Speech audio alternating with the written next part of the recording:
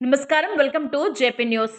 వెంకటగిరి పట్టణంలో గంజాయి అక్రమ రవాణా చేస్తున్న భారీ నెట్వర్క్ను పోలీసులు చాకచక్యంగా ఛేదించారు. యువతను లక్ష్యంగా చేసుకుని కాసుల కక్కుర్తితో మత్తు పదార్థాలను విక్రయిస్తున్న ముఠా ఆట కట్టించారు. ఈ ఆపరేషన్లో సుమారు 22 కేజీల గంజాయిని స్వాధీనం చేసుకుని నలుగురు నిందితులను కటకటాల్లోకి నెట్టారు.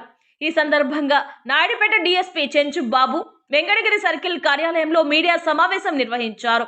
ఆయన తెలిపిన వివరాల ప్రకారం పెనుబర్తి గణేష్ సహా మొత్తం 6 నిందితులు ఒకరికొకరు పరిచయాలు ఏర్పరచుకుని గంజాయి అక్రమ రవాణాకు పాల్పడ్డారు అన్నారు. ఇందులో 2 మైనర్లు కూడా ఉన్నారని తెలియజేశారు. నిందితులు 75,000 రూపాయలు పెట్టుబడి పెట్టి ఒడిశా రాష్ట్ర సరిహద్దు ప్రాంతాలలో గంజాయిని కొనుగోలు చేసి వెంకటగిరికి తరలించిన క్రమంలో ముందస్తు సమాచారంతో వెంకటగిరి పోలీసులు 7/2/2026న మధ్యాహ్నం బస్టాండ్ వద్ద దాడి చేసి 22 కేజీల గంజాయి, 3 మొబైల్ ఫోన్లు స్వాధీనం చేసుకున్నారన్నారు.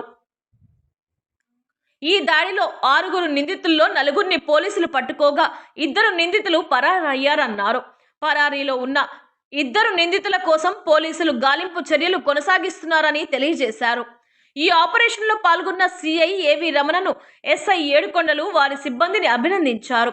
యువతను చెడుదారి పట్టించే గంజాయి వంటి మత్తు పదార్థాల అక్రమ రవాణాపై కఠిన చర్యలు తీసుకుంటారని వారు హెచ్చరించారు.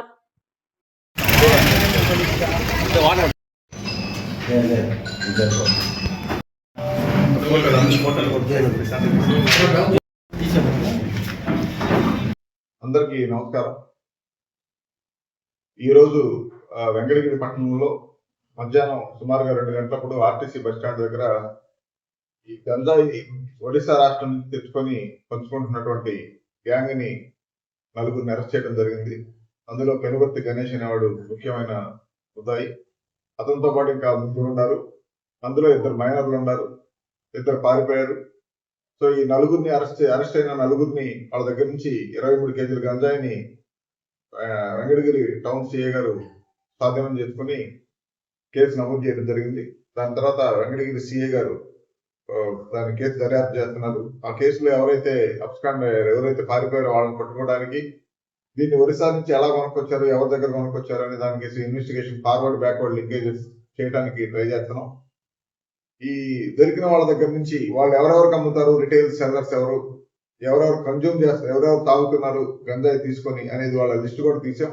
కొన్ని పేర్లు వచ్చినాయి. వాళ్ళందరినీ కూడా ఈ కన్జ్యూమర్స్ ఎవరైతే ఉన్నారో వాళ్ళందరినీ వాళ్ళ ఫ్యామిలీ మెంబర్స్ కూడా పిలిచి కౌన్సిలింగ్ చేయడం జరుగుతుంది. దయచేసి గంజాయిని బాగా పూర్తిగా అరికట్టాలన్న ఉద్దేశంతో ప్రభుత్వం ఈగిల్ అనే వ్యవస్థని పోలీస్ డిపార్ట్మెంట్ లో ఫామ్ చేయడం జరిగింది.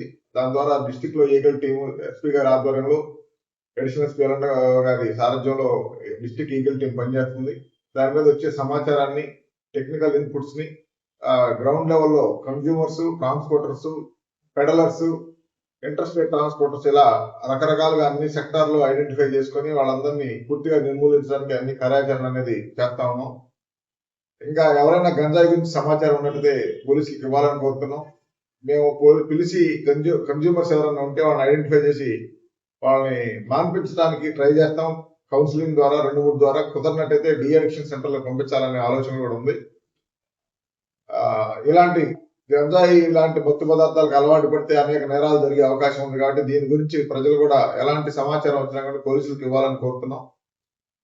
దీని గురించి ఏమైనా సమాచారం దానికి సంబంధించింది కానీ, అమ్మేవాళ్ళు కానీ, తాగేవాళ్ళ గురించి ఉంటే ఎప్పుడు ఇచ్చినా కానీ 100 కాల్ చేసినట్టయితే, డైల్ 100 కానీ 112 కానీ కాల్ చేసినట్టయితే ఈ పోలీసులు ఇమీడియట్ గా రెస్పాండ్ అవ్వడం జరుగుతుంది. ఈ విషయంలో ఈ సమాచారాన్ని గ్యాదర్ చేసి బాగా పనిచేసినటువంటి వెంకటగిరి పోలీసుల్ని ఎస్పీ గారు అభినందించారు. Thank you very much. గంజాయి ఎంత ఉంటుంది? ఎన్ని కేజీలు గంజాయి? 23 కేజీలు మొత్తం స్వాధీనం చేస్తుంది. సుమారుగా 1,10,000, 1,20,000. 9 కేసుల వరకు పెద్ద కేసులు సీజ్ చేయడం జరిగింది. అందులో హైయెస్ట్ వచ్చి 70 కేజీలు గాంజా సీజ్ చేయడం జరిగింది. అది కేరళకి ట్రాన్స్పోర్ట్ అవుతా ఉంది. కార్లో వెళ్తా ఉంటే దాన్ని సీజ్ చేయడం జరిగింది. ఎక్కువ ఇంట్రెస్టెడ్ అంటే సౌత్ ఇండియాకి మన నాయుడుపేట మీదగానే పోయే అవకాశం ఉంది. కాబట్టి అప్పుడప్పుడు రైల్వే స్టేషన్ చెక్ చేయడం, లేకపోతే హైవే మీద చెక్ చేయడం, హైవే లాడ్జెస్ చెక్ చేయడం, దాని ద్వారా కొంత జరుగుతుంది. కొంత లోకల్ కన్సంప్షన్ ఉన్నప్పుడు ఆల్మోస్ట్ లోకల్ కన్సంప్షన్ తగ్గింది. బట్ పట్టుకుంటున్నాం కేసులు బాగా. గంజాయి వాళ్ళు చేసేటువంటి వాడు ఆ స్టేటస్, మెంటల్ స్టేటస్ అనేది మారిపోయింది కాబట్టి ఆ టైంలో ఎలాంటి నేరం చేస్తాడో ఎవరో తెలియదు. గంజాయి తాగిన వాడు బండి నడుపుతున్నాడు అనుకోండి, యాక్షన్ చేయొచ్చు, తన ఇల్లు గుద్దుకొని తన చనిపోవచ్చు, లేదా ఎదురున్నాడు చంపొచ్చు. గంజాయి తాగేవాడు రాత్రిపూట కనిపిస్తే ఎవరినైనా ఏదైనా ఇలాంటి మీరు చెప్పినటువంటి నేరాలు చేయొచ్చు, లేదంటే ఆ ఇంట్లో తగాదా వచ్చినట్టు ఆ గంజాయి తాగిన మత్తులో అమ్మ, అన్న, తమ్ముడు అనేది ఎవరు ఉండదు. సో విపరీతమైన ఉద్రేకాలకి లోనయ్యే అవకాశం ఉంది. అందువల్ల గంజాయి అనే దాన్ని, గంజాయి కానీ ఏ మత్తు పదార్థమైనా దాన్ని కంట్రోల్ చేయాల్సిన అవసరం ఉంది. వీళ్ళందరూ ఆ దిశలో బాగా ప్రయత్నాలు చేస్తున్నాం. ఇలాంటి కన్జంప్షన్ ప్లేసెస్ వాటిని హాట్ స్పాట్స్ అంటాం. ఆ హాట్ స్పాట్స్ కూడా ఐడెంటిఫై చేసి ఎక్కడైనా రైల్వే స్టేషన్ కి సంబంధించిన పాడుపడిన ఓవర్ బ్రిడ్జెస్ కానీ, బస్ స్టాండ్ల దగ్గర కానీ, ఊరు చివరి పాడుపడిన బంగ్లాలు కానీ, ఇలాంటి హాట్ స్పాట్స్ కూర్చొని తాగుతూ ఉంటారు సహజంగా ఎప్పుడైనా ప్లేసెస్ లో. అలాంటి వాటిని ఐడెంటిఫై చేసి వాటిని కూడా విజిట్ చేపిస్తున్నాం టీమ్స్ ద్వారా. సో నాయుడుపేట, సులూరుపేట లాంటి ప్లేస్ లో డ్రోన్ కూడా ప్లే చేస్తున్నాం. సో దాంట్ ఎక్కడైనా ఊరు చివరి దూరంగా ఉన్నా కానీ, కిలోమీటర్ దూరంలో ఐసోలేటెడ్ గా 4-5 ఉన్నా కానీ ఈజీగా లొకేట్ చేయడం జరుగుతుంది. టోల్లో వెంగళగిరి పట్టణాలు వరుస చోరీలు జరిగింది, భారీ మొత్తం వాటి పురోగతి వాటి కేసు పరిస్థితి. ఇప్పుడు డిసెంబర్ చివరి వారంలో జరిగింది గ్రేవ్ హెచ్పి ఒకటి ఉంది. దాంట్లో కొన్ని క్లూస్ కోసం ట్రై చేస్తున్నాం.